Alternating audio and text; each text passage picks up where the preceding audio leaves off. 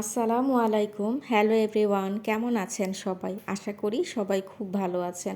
আলহামদুলিল্লাহ, আল্লাহ তাআলার অশেষ রহমত এবং আপনাদের দোয়ায় আমরাও খুব ভালো আছি। চলে আসলাম আরেকটি নতুন ব্লগ নিয়ে আপনাদের সামনে। আমি ফারহানা, ব্লগ বাই সেহেরস মম থেকে।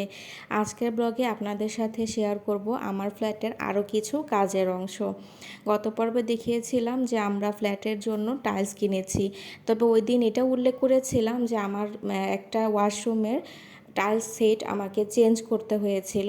তবে কেন সেটা আমি কাজের সময় দেখিয়ে দিব যে কোনটা কী কারণে আমরা পরিবর্তন করেছি এবং কোন টাইলসটা চেঞ্জ করে কোন টাইলসটা আনা হয়েছে সেটাও অবশ্যই দেখিয়ে দিব। তো ব্লগের শুরুতে যে অংশটা দেখতে পাচ্ছেন এটা হচ্ছে আমার মেয়ে মেট্রো স্টেশনে দৌড়াদৌড়ি করছে। এটা হচ্ছে উত্তরাতে। তো ওই সময়টায় তো শীত ছিল, আর ওই দিনই প্রথম আমার মেয়েকে সাথে করে বের হয়েছিলাম ফ্ল্যাটের কাজের এদিকে আসার জন্য। তবে ওই দিন ফ্ল্যাটের ওদিকে যাব না, যাব অন্য একটা কাজে। আর আমরা যাচ্ছিলাম হচ্ছে বাংলা মোটরের দিকে। আমরা নেমে যাব কাউরান বাজারে, তারপর সেখান থেকে আমরা চলে যাব আমাদের টাইলসের দোকানে। তার কারণ আমরা যে আগের দিন টাইলসটা কিনেছিলাম ওখান থেকে ওই যে সেটটা পরিবর্তন করতে হবে, তো ওটা চেঞ্জ করে কোন ডিজাইনটা আনবো সেটা দেখার জন্যই যাচ্ছিলাম। তো ওই দিন সাথে আবার আমার ছোট ভাগ্নেকে নিয়ে নিয়েছি। তো এর আগের দিনও ওর যাওয়ার খুব ইচ্ছা ছিল, কিন্তু তখন ওর পরীক্ষা থাকার কারণে সাথে করে নিতে পারিনি। আজকে যেহেতু ছোট ভাগ্নেকে নিয়ে যাচ্ছি তাই সাথে আমার মেয়েকে নিয়েও বের হয়েছি, কারণ আজকে আর অন্য তেমন কোনো কাজ নেই। ভেবেছিলাম তাড়াতাড়ি হয়ে যাবে মেট্রো স্টেশন থেকে গেলে, কারণ ওই দিন রাস্তায় প্রচুর পরিমাণ জ্যাম ছিল। অর্ধেক রাস্তা পর্যন্ত আসার পরেই ভাবলাম যে মেট্রো স্টেশন থেকে যদি আমরা যাই তাহলে হয়তো মেট্রো রেলের ভিতরে আমাদের সময়টা অনেক কভার হয়ে আসবে। কিন্তু আমরা এখানে এসে আরও বড় ভুল করেছিলাম, কারণ আসার পরে দেখলাম স্টেশনগুলোতে এত পরিমাণ মানুষের ভিড়, তার উপর টিকিটের সংকট ছিল। আমাদের প্রায় ঘন্টা দুয়ের মতো লেগে গেছে শুধুমাত্র টিকিট অ্যারেঞ্জ করতে। আর এই যে ওঠার পর আমরা কিন্তু কোনো সিট পাইনি। আমার মেয়েকে নিয়ে আমরা সবাই দাঁড়িয়েই ছিলাম। তো ওকে বললাম যে তুমি এটা ধরে দাঁড়াও আর আমাদের এক হাতে ধরে রাখো, তাহলে আর একটুখানি যখন ঝাঁকি লাগবে থামার সময় তখন আমরা পড়ে যাব না। তো আমাদের দেখা দেখি আমার মেয়েও হাত ছেড়ে দিয়ে এই পাইপটা ধরে দাঁড়িয়ে আছে। ও ভাবছে যে এটা যদি অনেক জোরে থেমে যায় তাহলে পড়ে যাবে। তবে অবশ্য লাস্টের দিকে আমরা কাছাকাছি এসে সিট পেয়েছিলাম। তো দুইটা সিট পেয়েছিলাম, আপুকে আর আমার ভাগ্নেকে বসিয়ে দিয়েছে, আমার মেয়েও আপুর কোলে বসেই এসেছে। তো ওই সময়টায় আর ভিডিও করিনি, কারণ আমাদের নামার সময় হয়ে যাচ্ছিল। আর ট্রেনে আসলে দাঁড়িয়ে থাকতে খুব বেশি একটা কষ্ট হয় না, অল্প সময় লাগে সেই জন্য। আর কোন টাইলসটা না হয়েছে সেটা আমি পরবর্তী একটা ব্লগে অবশ্যই আপনাদের সাথে শেয়ার করব। আর এখন যে অংশটুকু আমি দেখাচ্ছি এটা হচ্ছে আমাদের আগের দিনের অর্ডার করা যে টাইলসগুলো সেটা ডেলিভারি নেওয়ার সময়কার ভিডিও ফুটেজ।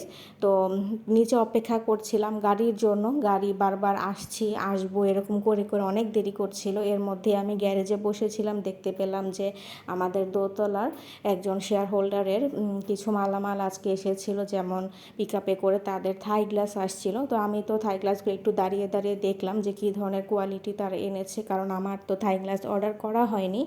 আর তার সাথে আবার গ্যারেজে একজন ভাইয়ের ফ্ল্যাটের মেইন ডোর রাখা ছিল, তো আমাদের মেইন ডোর অর্ডার করা হয়েছে কিন্তু তখন আনা হয়নি। তাই ভাবলাম যে ওনার ডিজাইনটা কেমন সামনাসামনি দেখি।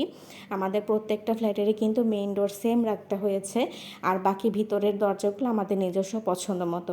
ফ্ল্যাটে ঢোকার পরই দেখতে পেলাম আমাদের টাইলসের জন্য আপাতত প্রাথমিকভাবে এক গাড়ি বালু এবং 35টা সিমেন্ট আনা হয়েছে। এটা আমি আমাদের বিল্ডিংয়ের আরেকজন শেয়ার হোল্ডার আপা, উনি 10 তলায় অলরেডি উঠে গিয়েছিলেন। তো আপাকে বলে আসছিলাম যে আপা আপনি একটু এটা রিসিভ করে রাখবেন। তো ওই আপাই আর কি সব কিছু রেখে দিয়েছেন। আমি এসে দেখলাম যে কোথায় কোনটা রেখেছে। আর এই যে বাথরুমের যে দরজাগুলো আমরা কিনেছি, এটা অবশ্য যখন কিনেছি তখন ব্লক করা হয়নি, তাই একেবারে ফিটিং করার পরই আপনাদের সাথে শেয়ার করলাম। এগুলো সম্ভবত আমাদের পড়েছিল 6,800 অথবা 6,700 এরকম করে প্রাইস। আর এটা ছিল এন পলি ব্র্যান্ডের আর কি। তো দরজাগুলো আমি একটু হেভি নিয়েছি যাতে করে হ্যান্ডেলগুলো খুব তাড়াতাড়ি ভেঙে না যায়, এবং এটার চৌকাঠগুলোও বেশ ভালো হয়। আমরা উপরে যে ক্যাট ডোর বা ছোটো স্টোরুম যেটা থাকে ওয়াশরুমের উপরে, সেটার জন্য একদম সেম কালার ম্যাচিং করে এবং ডিজাইন ম্যাচ করে ক্যাট ডোর এনেছিলাম। ওগুলো পড়েছিল 2200 টাকার মতো। তো অনেকেই আবার যারা নিজস্ব ফ্ল্যাটে থাকবেন আর কি, তারা অনেকেই গ্লাস ডোর ইউজ করেছেন। তবে আমি যেহেতু এখন আমার আপাতত ওঠার মতো প্ল্যান নেই এবং ভবিষ্যতেও থাকবো কিনা সেটাও খুব বেশি একটা নিশ্চিন্ত না, একান্তই প্রয়োজন না পড়লে হয়তো গাজীপুর থেকে এদিকে আমাদের থাকা হবে না। এই কারণেই আমি গ্লাস ডোরটা ইউজ করিনি, আপাতত আমি এখানে প্লাস্টিক ডোরটাই ইউজ করেছি। তবে একটু ভালো মানের নেওয়ার চেষ্টা করেছি যাতে করে চৌকাঠ লক সব কিছু একটু মজবুত হয়। আর এই যে আমার কিচেনের এখানেও আমি কিন্তু কিছু কাজ করিয়েছি, যেমন এখানে যে তাকগুলো দেখতে পাচ্ছেন এক্সট্রাভাবে এল শেপের, এই তাকটা শর্ট ছিল, শুধুমাত্র সিঙ্ক পর্যন্তই ছিল, বাকিটুকু আমি বাড়িয়েছি এবং মিডিল পোর্শনটাতে আরেকটা তাক দিয়েছি যাতে করে বিভিন্ন পট ছোট ছোট জিনিস হাতের নাগালে যেগুলো প্রয়োজন পড়ে সেগুলো রাখা যায়। তো এখানে আসার পর দেখলাম যে সিঙ্কের যে সামনের ব্যারিকেডের মতো একটা জায়গা, এখানে তারা যখন প্লাস্টার করেছে বা সরি ঢালাই করেছিল ওই সময়টা খুব বেশি ভালো করে ঢালাইটা করা হয়নি।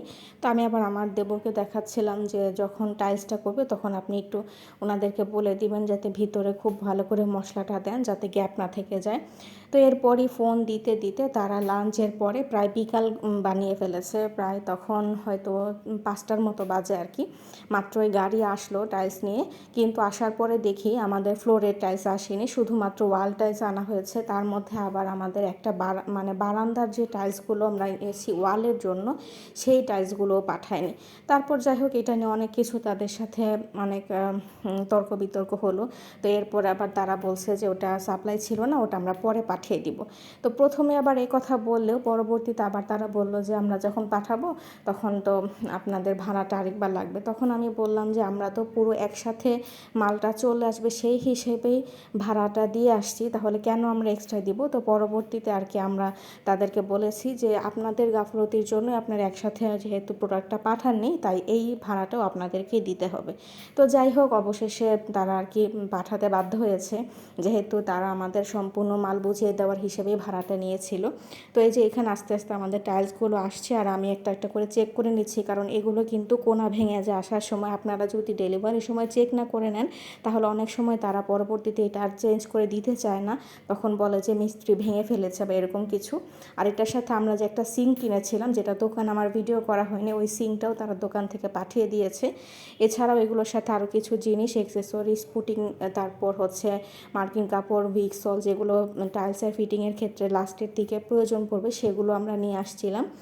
ওগুলোও কিছু কিছু জিনিস বাকি আছে যা আমাদের পরবর্তী টাইলসের সাথে চলে আসবে ইনশাল্লাহ।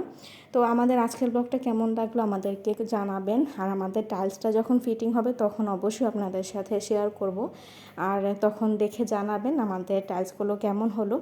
যাই হোক আজকের ব্লগটি এখানে সমাপ্তি টানছি। সবাই অনেক অনেক ভালো থাকবেন। আল্লাহ হাফেজ, আসসালামু আলাইকুম।